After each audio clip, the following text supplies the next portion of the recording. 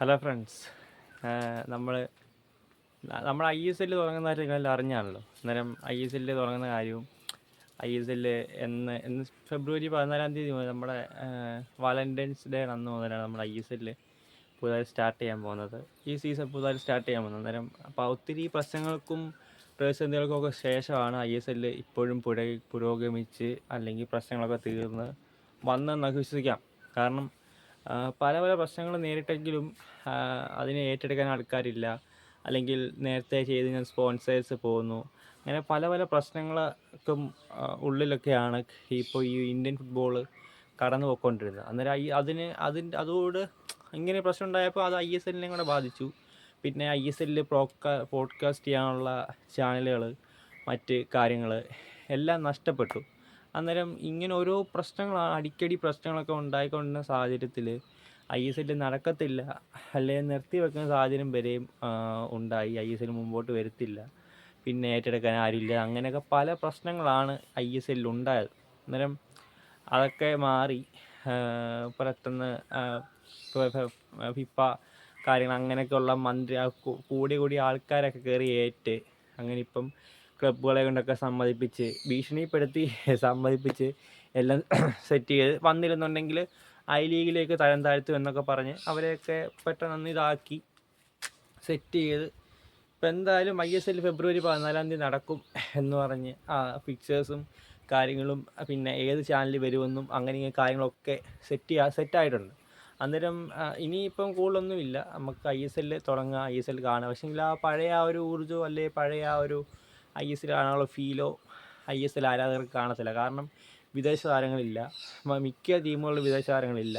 അന്നേരം മിക്ക കളികൾ ഫ്ലോപ്പായിരിക്കും. കാരണം വിദേശ താരങ്ങളൊന്നും ഇല്ലെന്നുണ്ടെങ്കിൽ ഒരു ഇന്ത്യൻ ടീമുകൾ അല്ലെങ്കിൽ ഇന്ത്യൻ പ്ലേയേഴ്സ് തമ്മിൽ കളിക്കുന്ന ഒരു മാച്ച് പോലെ അല്ലേ. ഒരു ടീമിൽ ഒരു ഫോറിൻ പ്ലേയേഴ്സൊക്കെ വരുമ്പോൾ നമുക്കൊരു ഇതാണല്ലോ, എന്തായാലും ISL കണ്ടിരിക്കാൻ രസമാണ്. അന്നേരം അതൊന്നും ഇത്തവണ ഇല്ല ഒരു ടീമിലും. പിന്നെ ഒന്നോ രണ്ടോ ടീമുകളിൽ ഒന്നോ രണ്ടോ പ്ലേയേഴ്സ് കാണും. ATK മോഹൻ ബഗാനിൽ മൊത്തം പ്ലേയേഴ്സും ഉണ്ട്, അവരുടെ ഫോറിൻ പ്ലേയേഴ്സ് മൊത്തം ഉണ്ട്. ATK ഒക്കെ നിന്ന് കത്തും, കാരണം അവർക്കതുപോലെ ടീമുകളുണ്ട്, അതുപോലെ നല്ല ഫോറിൻ കിട്ടുന്ന താരങ്ങളുണ്ട്. പിന്നെ മറ്റ് ടീമുകളെ വെച്ച് അപേക്ഷിക്കുമ്പോൾ നോക്കുമ്പോൾ അവർക്ക് ഇന്ത്യൻ താരങ്ങൾക്ക് കൂടുതൽ അവസരങ്ങൾ കൊടുക്കാൻ കഴിയുന്നുണ്ട്. ഇങ്ങനെയൊക്കെ വരുന്ന സാഹചര്യം ഫോറിൻ പ്ലേയേഴ്സൊക്കെ പോകുമ്പം ഇന്ത്യൻ താരങ്ങൾക്ക് കുറച്ച് അവസരങ്ങൾ കൊടുക്കാനുള്ള ചാൻസും അവർക്ക് ലഭിക്കുകയാണ്.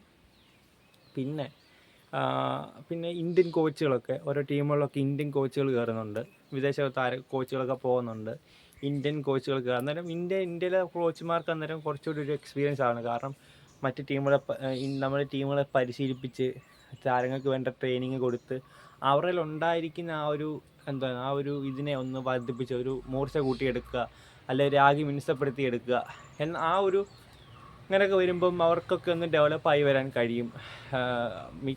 പക്ഷേ നോക്കുമ്പോൾ ഇന്ത്യൻ ഫുട്ബോളിൽ ഒരു ഫോറിൻ പ്ലെയർ ഇല്ലാതെ ഒരു ടീം കളിക്കുമ്പോൾ അത് ഭയങ്കര ശോകമാണ്. കാരണം മറ്റ് ATK പോലുള്ള താരങ്ങൾക്ക് അല്ലെങ്കിൽ ടീമുകൾക്ക് ഫോറിൻ പ്ലേയേഴ്സ് മൊത്തം ഉള്ളപ്പം മറ്റ് ടീമുകളൊക്കെ അവർക്ക് നേരെ വരുമ്പം അവസ്ഥ നമുക്ക് പിന്നെ പറയാനില്ല. അവർക്ക് എല്ലാവർക്കും ഫോറിൻ പ്ലേയേഴ്സ് ഉണ്ടായിട്ട് തന്നെ അവർ ജയാളികളാണ് എപ്പോഴും. അന്നേരം ഫോറിൻ പ്ലേയേഴ്സ് ഒന്നും ഇല്ലാതെ മറ്റ് ടീമുകളൊക്കെ അവർക്കെതിരെ കളിക്കാൻ വരുമ്പം ഫെബ്രുവരി 14 കേരള ബ്ലാസ്റ്റേഴ്സും ATK മോഹൻ ബഗാനുമാണ്. നമുക്ക് വേണമെങ്കിൽ ഇപ്പോഴേ വിന്നേഴ്സിനെ സെലക്ട് ചെയ്യാം, ATK മോഹൻ ബഗാൻ എന്ന് പറയാം. കാരണം അവരതുപോലെ കട്ടക്ക് ടീമാണ്. കേരള ബ്ലാസ്റ്റേഴ്സിന് ഫോറിൻ പ്ലേയേഴ്സ് ഇല്ല, ഇന്ത്യൻ താരങ്ങളാണ്. കേരള ബ്ലാസ്റ്റേഴ്സിൻ്റെ അവസ്ഥ നമുക്ക് പറയാൻ എതിര് ടീമുകളുടെ അവസ്ഥ നമുക്ക് പറയാൻ പറ്റത്തില്ല. അന്നേരം ഞാൻ പറയാൻ വന്നതാണ്, നമ്മൾ തുടക്കം പറഞ്ഞു വെച്ചു, സംസാരിച്ചു എന്നേ ഉള്ളൂ. പക്ഷേ പറയാൻ വന്ന കണ്ടൻറ്റ് ഇതാണ്. ഫെബ്രുവരി 14 നമ്മുടെ ATK മോഹൻ ബഗാനും കേരള ബ്ലാസ്റ്റേഴ്സ് FCയും കൂടെയാണ് ഏറ്റുമുട്ടുന്നത്. അന്നേരം അതിൻ്റെ ബ്രോഡ്കാസ്റ്റേഴ്സും കാര്യങ്ങളും അത് സോണി TVയിലൊക്കെ വരും എന്നൊക്കെയാണ് നമുക്കറിയാം. സോണി TVയിലൊക്കെ അതിൻ്റെ സംപ്രേഷണം ഉണ്ടാവും, തത്സമയം ഉണ്ടാവും എന്നൊക്കെ നമുക്കറിയാൻ കഴിയുന്നുണ്ട്. അന്നേരം ഫെബ്രുവരി 14 എല്ലാവരും കാണുക, ISL വാച്ച് ചെയ്യുക. അതിനൊരു തുടക്കമാവട്ടെ. മെയ് വരെ എങ്ങാണ്ടുണ്ടെന്നാണ് കേൾക്കുന്നത്. മെയ് വരെ എങ്ങാണ്ട് നീണ്ടു നിൽക്കുന്ന 90 മത്സരങ്ങൾ മാത്രമുള്ള 2 ലെഗുകളില്ലാത്ത ഹോം മത്സരങ്ങൾ പല ടീമുകൾക്കും ഇല്ലാത്ത ഒരു ISL ആണ് ഇത്തവണ നമ്മൾ കാണാൻ പോകുന്നത്. പഴയ ഒരു ഊർജ്ജം കാണില്ല, എന്നാലും എല്ലാവരും കാണുക, സപ്പോർട്ട് ചെയ്യുക. ATK ഒക്കെ നല്ല ഫോറിൻ പ്ലേയേഴ്സിനെ കൊണ്ട് വരുമ്പോൾ കേരള ബ്ലാസ്റ്റേഴ്സിനെ പോലുള്ള ഇന്ത്യൻ താരങ്ങളെ വെച്ചാണ് ഡെവലപ്പ് ചെയ്യുന്നത്. അതൊക്കെ ഒരു അഭിമാനമാണ്.